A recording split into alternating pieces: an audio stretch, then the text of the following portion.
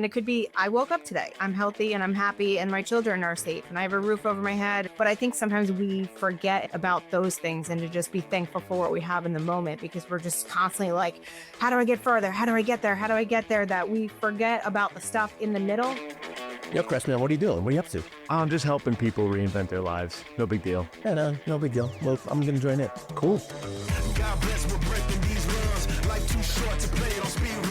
All right, Chris, my brother, what are we doing today on Reinvention? What's on the docket? Todd, today we're talking with an amazing reinventor with an inspiring story. She's built her business from the ground up in a way I think our audience will see as realistic and relatable. And it's a funny story, actually. So my childhood home, like where my mom still lives, on the main street in her town, there used to be this little soap store. And I'll be honest, I've never seen just a soap store before. And my mom and I would kind of say, like, I don't know, do we need a soap store?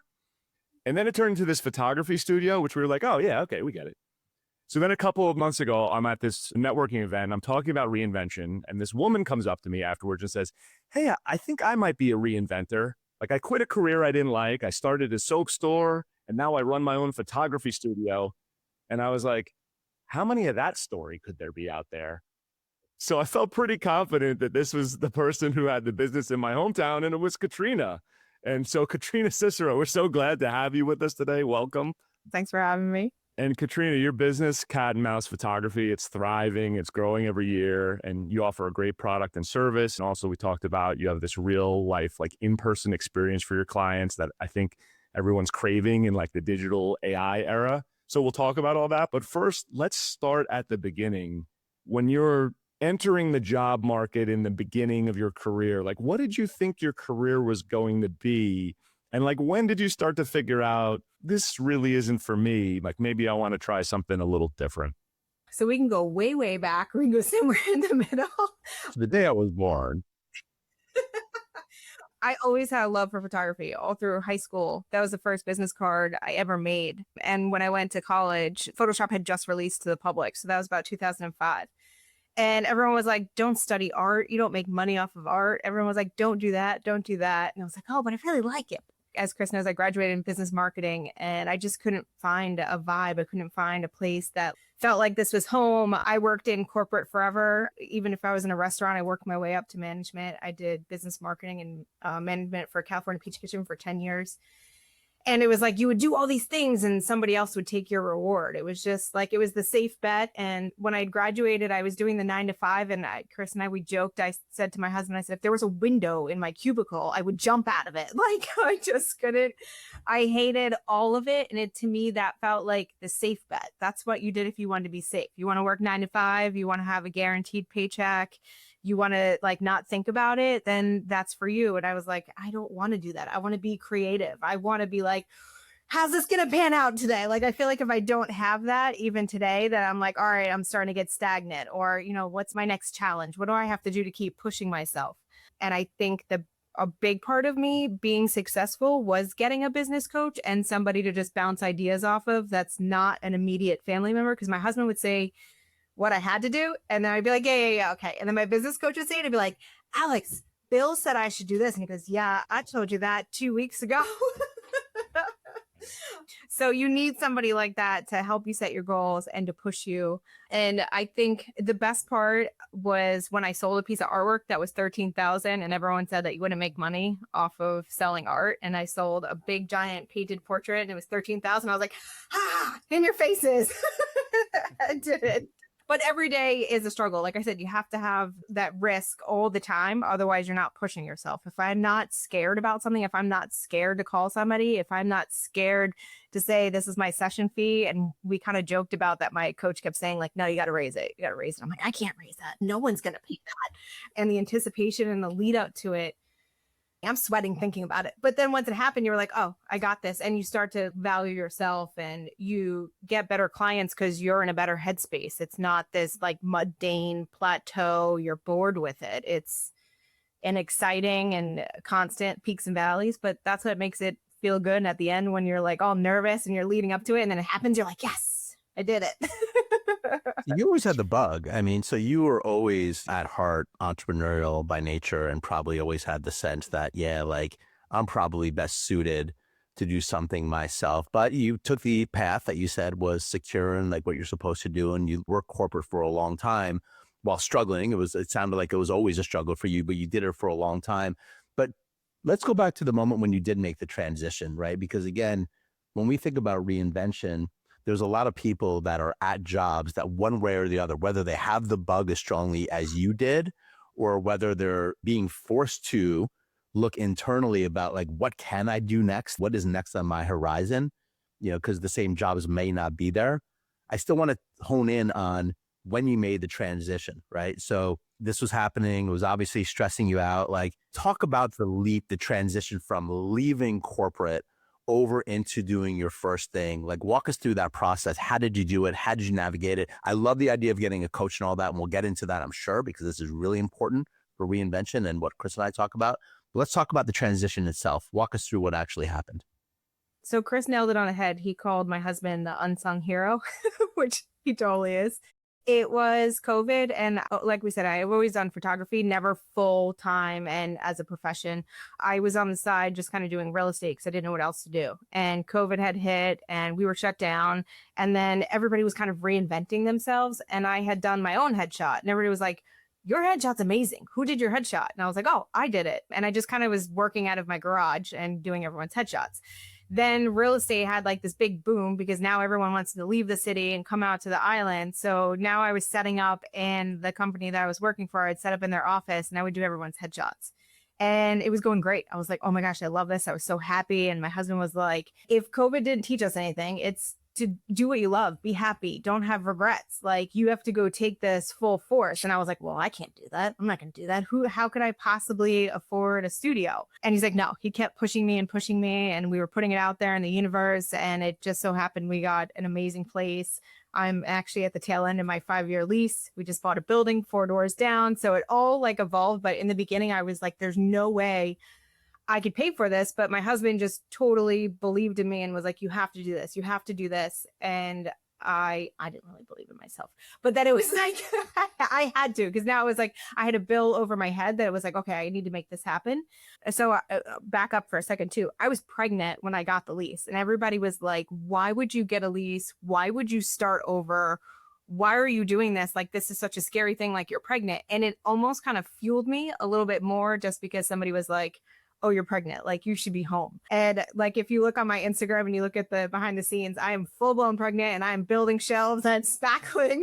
I'm doing all the things. And she came early and we got out of the hospital. And 2 days later, I was back in studio and shooting because I just refused to give up.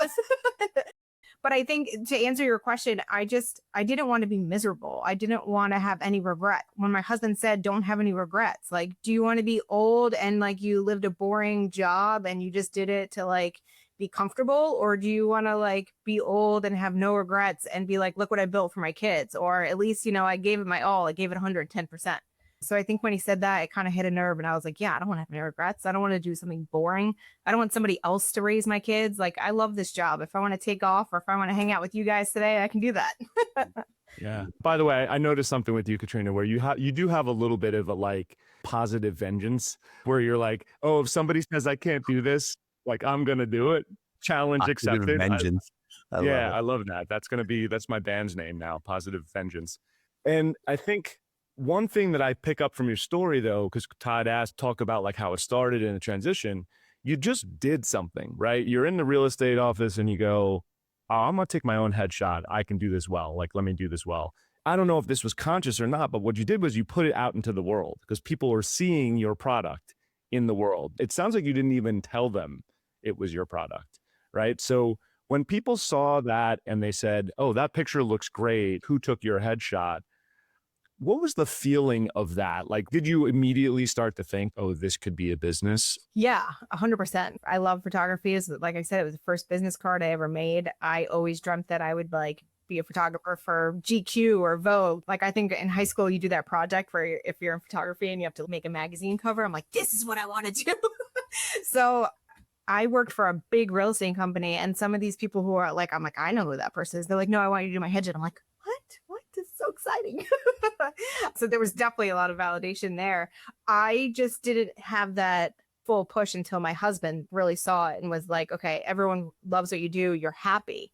I think that was the biggest thing for him, that he kept pushing because I was so happy. I feel like everyone needs to find what's something that's easy for them and they enjoy it. I feel like when we get stuck into something because it's an easy paycheck or, it's just you're surviving, like, what is the point? We all have these gifts and we have to like find that gift and like run with it. And you just need somebody. If you don't have a partner, or you don't have a best friend, like go pay for someone to be your cheerleader, because it makes all the difference. And I don't have any regrets. Like, yeah, there's days where it sucks. I mean, we were talking about that. There's days that you're like, should we close up? What do we do? And then there's days where you're like, okay, this is freaking awesome. I just had a $13,000 sale. Let's keep going. Yeah. So it's not easy. It's not easy. But if you want easy, go be boring and, have some regrets. If you don't have no regrets, then, you got to risk it and be crazy. You're saying a couple of things that are like really important and just aligned. Like, again, this is our first time meeting, right? Because you and Chris know each other. And I'm hearing a lot of things about your reinvention were really wired in and positive. Number one, right? Like you had a passion, something that you knew from a long time ago that you love, like your first business card, photography, right? I think a lot of people that are reinventing right now, just even having their permission to think back to the things that you really like and have them kind of like be reframed mentally that, oh, this actually could be a possibility. Because Katrina, from our standpoint, this is what people need to be doing right now, is actually rethinking and redesigning and reimagining what is possible for their future. And so getting these dreams that have been tapped down, for years and bringing them back up is okay. And so you naturally were able to do that. And it was clear that you knew that you had something that you loved. You also had another great benefit in reinvention, the process of reinvention, which is you had a really supportive husband, who was like literally pushing you energetically and emotionally. Like, what a gift. Like, what an absolute gift. And you said something really interesting before. You're like, well, if you don't have that, like, go find someone, pay someone to do it. Like, we were laughing when you said it, but we all need to be finding the support systems that can help us reimagine our lives and our dreams, right? And not surround ourselves with all the naysayers and all the people that are going to tell you that you can't or that you shouldn't. And because there's going to be a million reasons why you shouldn't do any of this. Okay. And you'll talk yourself out of it. I mean, it's so easy not to do it. Right. And even when you get in it, it's hard. Like I have days when I still don't know if I can make it. Right. And then you get a big sale. But I want to talk a little bit about that, because you said something before around like supportive husband, but then you hired a business coach. Right? Because you're like, well, even though my supportive is really supportive emotionally, you're also not listening to him, or maybe you listen to him in a different way than you do someone who is like seasoned and professional, which is why Chris and I are like spending a lot of time coaching people and building communities around this whole notion of reinvention, because we know that the support that you get needs to be really tailored and really specific. So talk to me about your decision to get a business coach. Like, how did you know that you needed that? And what are you getting from this person that's just different from the emotional rah-rah support you're getting from your husband? Again, so not to, keep fluffing up husband over here, but when I said that I couldn't open a studio, he said, well, then you have to go find the best and you have to go learn from them. And I started Googling like top photographers in the world and who offered classes and things like that. And I found somebody, she well-known author, she has courses, she has a whole team of people that will coach. And I reached out to her, and then it turned out that one of her coaches that were underneath her, his studio is in my hometown. And when they're interviewing you, they don't know like where you're from. They don't know anything like that. You don't give them that information. It was just so wild that we were paired together. And when I was a kid, I used to ride my bike in his parking lot. So then when I went to go meet him, I'm like, okay, this is so weird. And we ended up being best friends. And it just like, I love Amanda Frances. I've read her book 10 times. Sometimes, and it could be any book, but sometimes you read something and your brain's not ready to hear what you're reading. So sometimes on the third read, you hear something and you're like, I never heard that before. Like a week after I had talked to Chris and we were talking about Amanda Frances, and I was like, I have to go back and read her again because I talk so much about her. I'm like, he can't ask me questions and I don't know it. So I went back and I read her, and I was having a hard time with this client who I always do a discovery call because I want to get to know you. I want you to have my value. I want all the things to sync together, and that doesn't happen over a text. So I am always so persistent with a discovery call, and this woman was like, no, not doing it. And I was like, well, I want to lose this person because this person is trying to, give me money. So I'm listening to Amanda Frances, and I've never heard her say this. She goes, stop with the discovery calls. Stop putting up walls for your clients. If your clients want to give you money, let them give you money. why are you putting up a wall? And I was like, I never heard that before. So I quickly like jotted up my discovery call. This woman filled it out. I said, hey, I think you're in this category, but you could be in this category for a session fee. I'll leave it up to you. I know you're busy. It's up to you.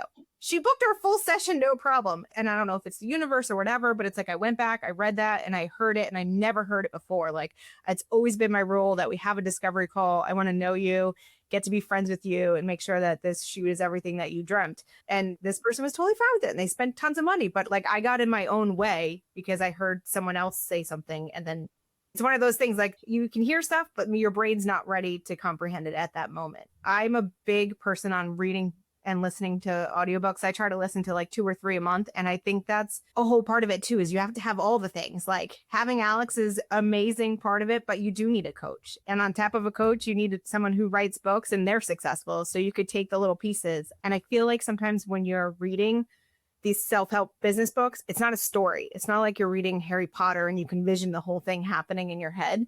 When you're listening to these books, you get sidetracked and you're like, okay, how do I apply that to my business? So you like go off on these tangents. You don't even know what you're reading. So I think that's why like I'll miss stuff. So I love reading it like 10 times. And I'm like, oh, okay, let's go. I got this. I mean, we always say like never reinvent alone, right? Always have community, always get support. Don't do it in isolation. And I think what you're exhibiting there, Katrina, is like, there's a humility to this, right? Where you're like always learning and even relearning. Don't worry, there's no Amanda Francis quiz questions in this interview, but like you went back and reread that book. It's funny because I just read a book that's called The Prosperous Coach. And like you said, I'm reading it, I'm like taking notes on it.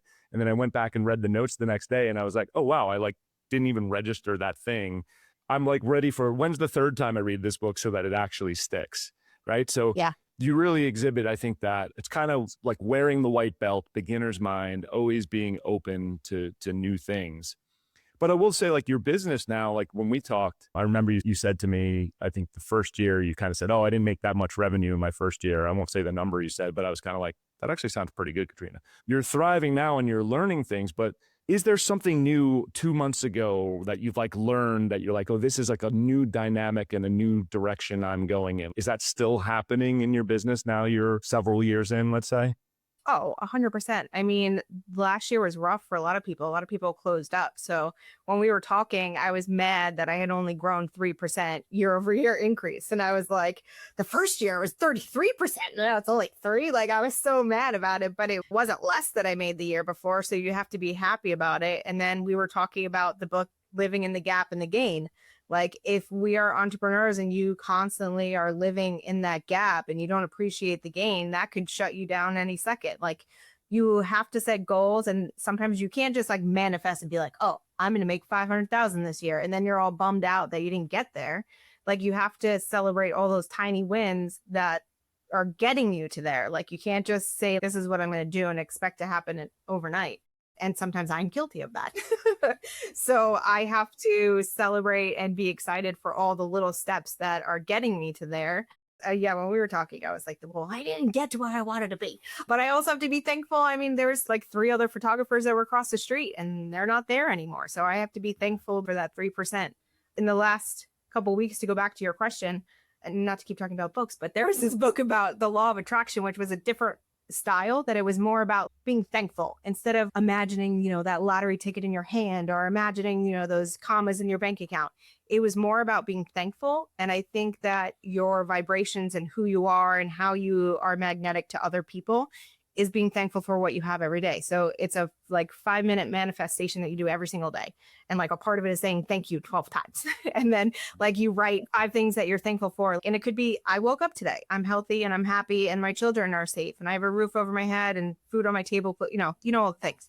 But I think sometimes we forget about those things and to just be thankful for what we have in the moment, because we're just constantly like, how do I get further? How do I get there? How do I get there? That we forget about the stuff in the middle. And I think if we're negative, then that's what we're going to attract. And if we're like, I didn't get to that spot, then that's what the universe or God, whoever you want to call it, is going to keep giving you that. But if you're like, oh, thank you for this, thank you for that, thank you. Amanda Francis, she says that when someone pays her like $13 for a book or something, she's like, thank you, more please. And I thought that was such a great thing. I do a lot of preschools and it's not like my favorite thing to do, but it's a great like kind of marketing thing, because then their parents will call and they'll want headshots or they'll want family. And sometimes those big schools, like you'll have a ticket that comes in and it's $100 and you're like, ah. At first I would be mad. I'm like, no, it's only $100. They bought, whatever. And then now I'm like, nope, thank you. That's amazing. Thank you. More, please. And then it keeps rolling in. So you just have to like change your mindset to thank you, more, please. Just wanted to say, I don't know if we've talked about this before, Todd, but it's almost like holding two ideas at the same time, where it's like gratitude and being thankful for what you have and also striving for more, but not letting the striving for more like bulldoze that gratitude. It's great to hear you say that, Katrina, because I think that for the people who are listening, who are starting their reinvention or contemplating reinvention, there's this desire to change, and change takes time and growth takes time. And I think the trick is it never really ends, right? So if you're really challenging yourself and putting yourself into this better life that you want to live, it never really ends.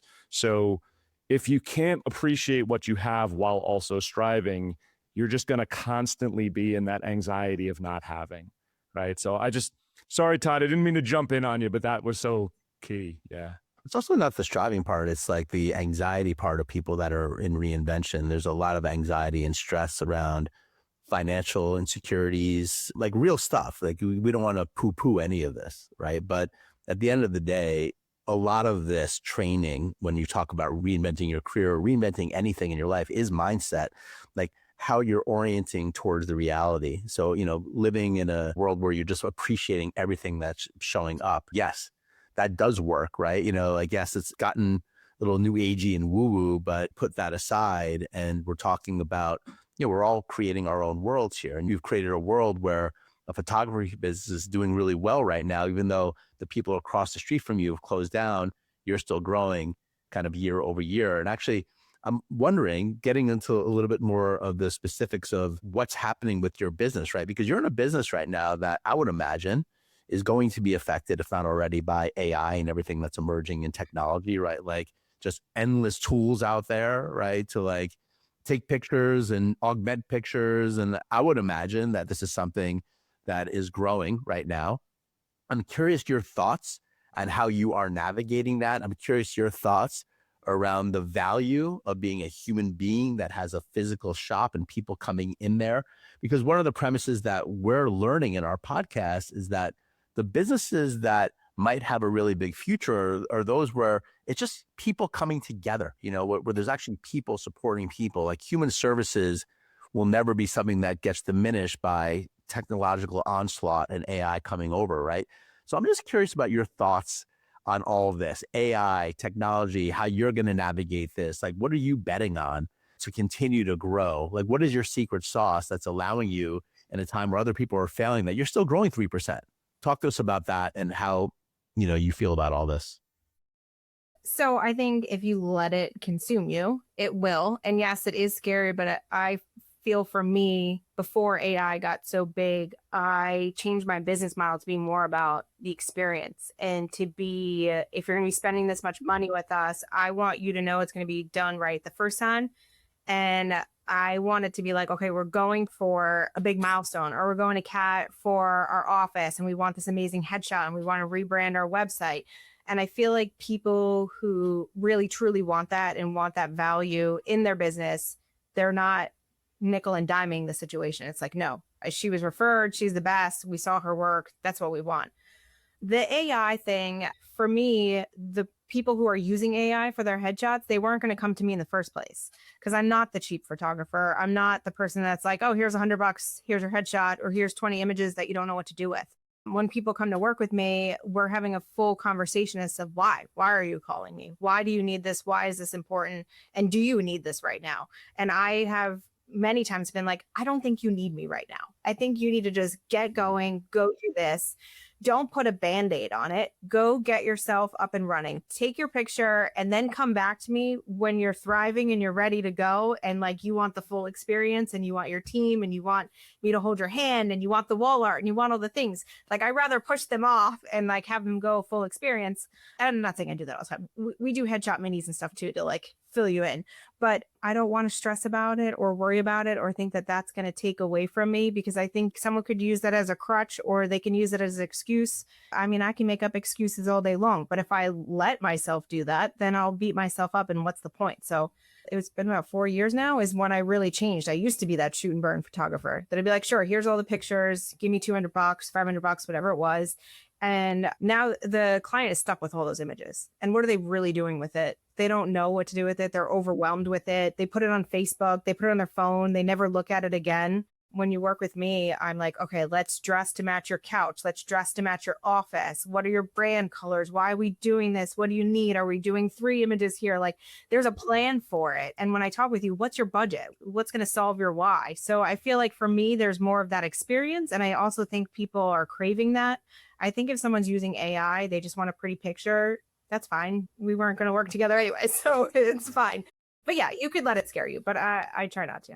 But I love how it's rooted very much in the why are you doing this? And also the long element of being like, hey, if someone's not ready for it and you can assess that in your professional opinion and say, I don't think you're really ready for this. And maybe there's a mini thing they can do. And they come back probably, or a lot of them come back, right? Because they appreciate that. And what I'm hearing you say is your ability to take great photos and all the artistry that goes into it, that is a big part of your business, but also the service and the connection to the human individuals, right? Not only in being able to not hold it so tightly that you can say, hey, you know what, if it's not right for you, come back later, but also the done for you element. Like you're thinking for them, you're helping lead them, you're managing this project for them in a way that's going to bring them towards an outcome that maybe when they walked in the door, they didn't even fully conceive of, right? They were just like, get my good side, right? And you're like, no, like there's color schemes, there's themes like around branding and stuff like that. So to me, I think for people who are listening who are not photographers, right, but they want to analogize this out to like what they're potentially doing or exploring, it's all about the connection, the deep connection with the customer or the potential customer. And that's something that AI can't do, right? And I don't think we'll ever be able to do well. Todd, it reminds me a little bit of, we did an episode that was like around the jobs that can't be replaced by AI. And it's interesting because I don't think photographer would have been on that list because there's so many tools around editing and visuals that AI can do.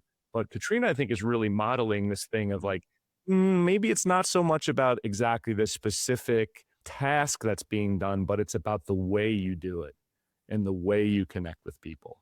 Katrina, I don't know if is that a conscious thing for you, or, have you always been a people person, or was that some sort of conscious idea that you came around to a few years ago? Or I think a little bit of both. I've always been people. I mean, I worked in a restaurant since I was 14.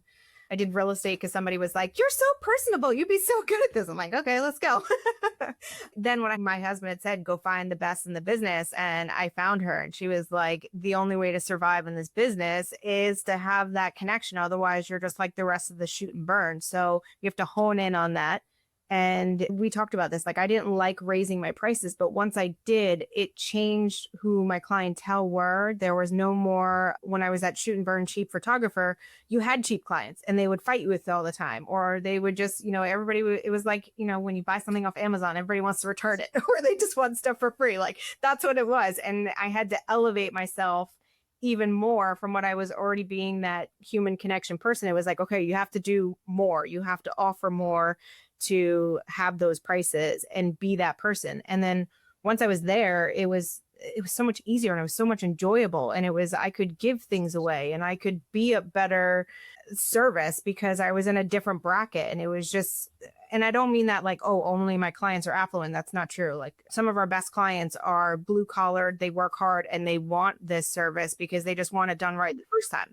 People are like, oh, you probably only have girls. No, I have a lot of guys because they just want it done once, and most men don't like getting their picture taken. They don't like the I was going to say, we want it done only once. Yeah. Totally. Their wives talk them into it. So I'm in a lot of networking groups and it's mostly men. So it's like, I have to like, no, it'll be fine. Or, it's going to do this. So it's not what you think. And I want it to be done and I want them to be happy. And my biggest thing is the referral. So if I'm not doing that human connection. ChatGPT isn't going to bring me clients, and everyone's so into the Google ads and the Facebook ads, and not that there's anything wrong with that, but I don't find my best clients from that. I find my best clients from being out there and talking, and St. James, going to the bakery, going to King Cullen, and you're online and someone's like, oh, I'm getting married. I'm like, oh, congratulations. Do you have someone? Katrina, I just want to say thank you. I'm so proud that on my podcast, we finally mentioned King Cullen. That's a goal for me. Like, we'll get the YouTube award, but before that, I'm happy that we mentioned King Cullen, the grocery store of Long Island. The Long Island inside baseball here going on. But I got to say, I love that you came on to the show with us because, you really are embodying so many of the tenets. We talk about reinvention as a process, right? And you're doing a lot of these things naturally, like getting a coach, right? Having support at home. You also mentioned another one that, I wanted to shine a light on a little bit. You went out like, who does this really well? People aren't doing that.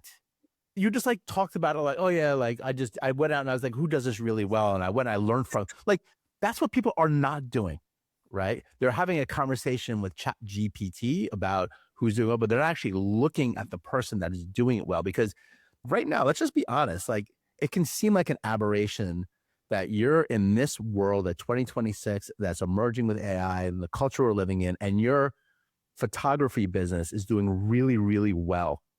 And people, all different types of clients, are paying a lot of money for you to take a picture of them, right? It actually feels like, how can that be possible? But you're embodying something, that is the spirit of reinvention, of like anything is actually possible. Human connection is always going to win.